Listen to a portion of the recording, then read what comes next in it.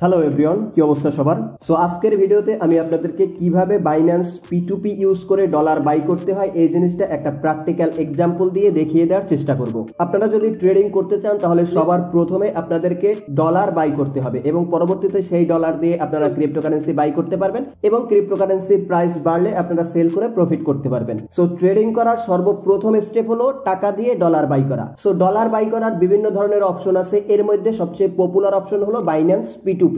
এছাড়াও আপনারা চাইলে যে কোনো ধরনের ডলার বাই সেল ওয়েবসাইট থেকে ডলার কিনতে পারেন, অথবা চাইলে কারোর সাথে পার্সোনালি মিট করে বা কারোর সাথে পার্সোনালি কথা বলেও ডলার বাই সেল করতে পারেন। কিন্তু এই ধরনের হ্যাসেল থেকে যদি আপনাদের মুক্ত হতে হয় তাহলে আপনারা বাইন্যান্স P2P ব্যবহার করতে পারেন। সো বাইন্যান্স P2P ব্যবহার করে ডলার বাই করার জন্য সর্বপ্রথম আপনাদেরকে ট্রেড অপশন থেকে P2P এই অপশনের ভিতরে যেতে হবে। যদি আপনারা মোবাইল ব্যবহার করে থাকেন তাহলে সিম্পলি নিচে থেকে ট্রেড অপশন থেকে P2P অপশনে যাবেন। P2P অপশনে যাওয়ার পরে আপনাদের সামনে এইরকম একটা স্ক্রিন ওপেন হবে। এখানে আপনারা দেখতে পারবেন যে কারা কারা ডলার সেল করতে চাচ্ছে। সো উপরে আপনারা দুইটা অপশন দেখতে পাচ্ছেন, একটা হলো বাই এবং আরেকটা হলো সেল। সো যদি আপনারা চান যে আপনারা টাকা দিয়ে ডলার বাই করবেন তাহলে আপনারা বাই অপশন সিলেক্ট করবেন। তাহলে এখানে আপনারা যাদেরকে দেখতে পারবেন তারা আপনার কাছে ডলার সেল করবে। আর যদি আপনারা চান যে আপনার কাছে থাকা এক্সিস্টিং ডলার সেল করবেন তাহলে সিম্পলি আপনারা সেল অপশনটা সিলেক্ট করবেন।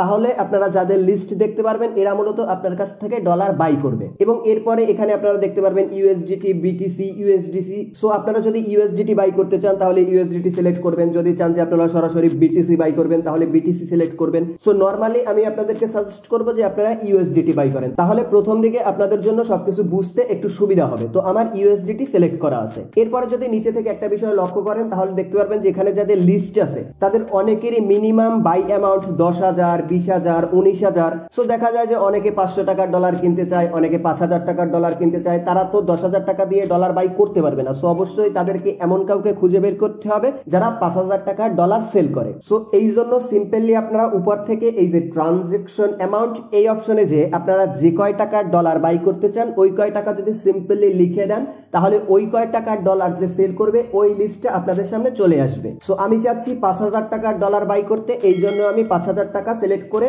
ওকে করে দিলাম। সো 5,000 টাকা সিলেক্ট করে ওকে করে দেওয়ার পরে এখন আপনারা যে লিস্টটা দেখতে পাচ্ছেন এখানে দেখতে পাচ্ছেন যে মোটামুটি সবাই 5,000 টাকা থেকে ডলার সেল করা শুরু করতেছে। সো এদের কারো কাছ থেকে আমি 5,000 টাকা দিয়ে ডলার বাই করতে পারবো। এরপরে যদি আরেকটা বিষয় দেখেন যে পাশে পেমেন্ট অপশনে অনেকের নগদ সিলেক্ট করা আছে, অনেকের বিকাশ সিলেক্ট করা আছে। সো আপনারা যদি একটি নির্দিষ্ট পেমেন্ট মেথডের বায়ার বা সেলার খুঁজে পেতে চান সেটাও আপনারা করতে পারেন। তো সেই জন্য সিম্পলি অল পেমেন্ট মেথড এই অপশনটার উপরে যদি আপনারা মাউসের কার্সর নেন তাহলে এখান থেকে আপনারা সিলেক্ট করতে পারবেন যে আপনারা কোন ধরনের পেমেন্ট মেথড ইউজ করে ডলার বাই করতে চান। সো আমি বিকাশ ইউজ করে পেমেন্ট করতে চাই তাই আমি বিকাশ সিলেক্ট করে নিলাম। সো বিকাশ সিলেক্ট করে নেওয়ার পরে এখন আপনারা দেখতে পাচ্ছেন এখানে যে লিস্ট আছে এই লিস্টে সবাই বিকাশে পেমেন্ট রিসিভ করে। সো এদের কারো কাছ থেকে আমি বিকাশ ইউজ করে ডলার বাই করতে পারবো। সো এরপরে অবশ্যই আপনাদেরকে বিশ্বস্ত কাউকে খুঁজে বের করতে হবে যাতে করে আপনাদের সাথে কোনো স্ক্যাম না হয়। এই জিনিসটা বোঝার জন্য আপনারা সিম্পলি নামের নিচে দেখতে পাচ্ছেন একটা কমপ্লিশন রেট আছে। সো আপনারা সিম্পলি ওই কমপ্লিশন রেটটা দেখার চেষ্টা করবেন।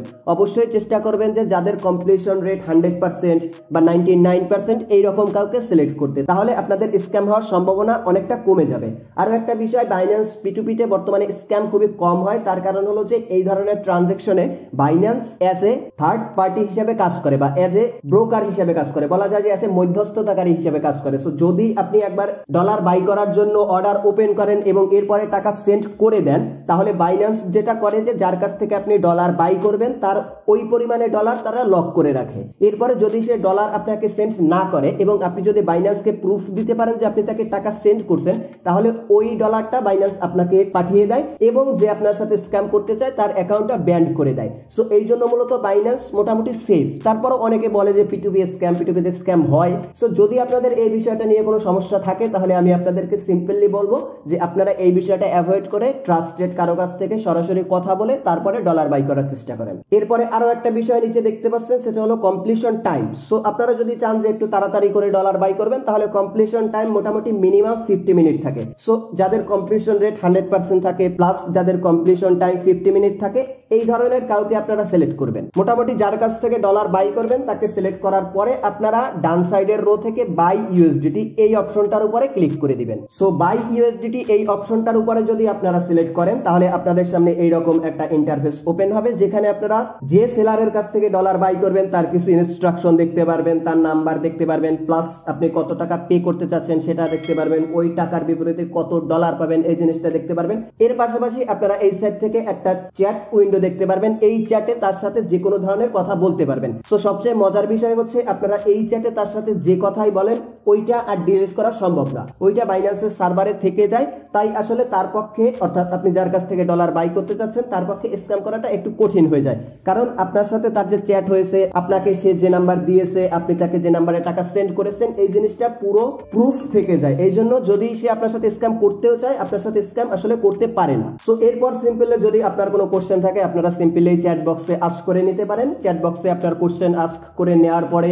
আপনার যদি কোনো ধরনের কোনো কনফিউশন থাকে সেই কনফিউশন দূর করার পরে সিম্পলি আপনাকে তার নাম্বারে টাকাটা সেন্ড করে দিতে হবে। সো বাইন্যান্সে এর আগে আমি যখন ডলার বাই সেল করতাম তখন আসলে আমাকে কোনো ক্যাশ আউট চার্জ দিতে হতো না, কিন্তু বর্তমানে আমি দেখতে পাচ্ছি, এর আগেও আমি একজনের সাথে ট্রাই করছি, সেও আমাকে বলছে যে ভাই ক্যাশ আউট চার্জ দিতে হবে, এবং এই যে আমি যার কাছে ডলার বাই করতে চাচ্ছি সেও আমাকে বলতেছে যে ভাই ক্যাশ আউট চার্জ দিতে হবে। সো এই জিনিসটা আগে থেকে ছিল না, বর্তমানে হয়তো নতুন নিয়ম হয়েছে।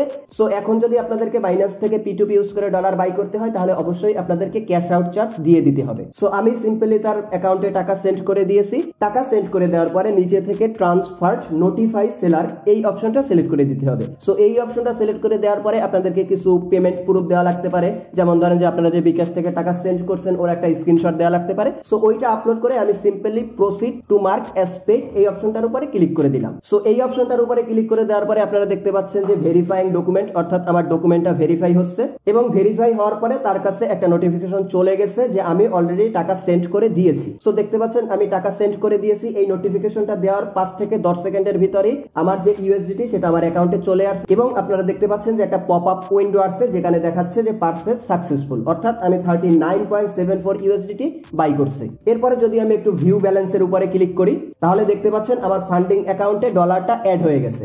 এবং আমি যদি উপর থেকে নোটিফিকেশন অপশনের উপরে ক্লিক করে ট্রানজ্যাকশন অপশনের উপরে ক্লিক করি তাহলে দেখতে পাচ্ছেন এখানে একটা নোটিফিকেশন আসছে যে আমার P2P অর্ডার কমপ্লিট হয়ে গেছে এবং আমি 39.79 ইউএসডিটি বাই করে ফেলছি। সো এই হলো কমপ্লিট প্রসেস। আশা করি আপনারা পুরো বিষয়টা বুঝতে পারছেন। আর সিম্পলি যদি আপনারা ডলার সেল করতে চান তাহলে আপনারা ওখান থেকে সেল অপশনটা সিলেক্ট করে আপনাদের প্রেফার্ড অ্যামাউন্ট সিলেক্ট করে এরপরে আপনারা যে মেথডে সেল করতে যাচ্ছেন বা যে মেথডে আপনারা টাকাটা রিসিভ করতে যাচ্ছেন, আপনারা যদি বিকাশে রিসিভ করতে চান ওখান থেকে বিকাশ সিলেক্ট করে নেবেন, আপনারা যদি নগদে রিসিভ করতে চান ওখান থেকে নগদ সিলেক্ট করে নেবেন, কিংবা আপনারা যদি ব্যাংক অ্যাকাউন্টে রিসিভ করতে চান ব্যাংক অ্যাকাউন্ট সিলেক্ট করে নেবেন।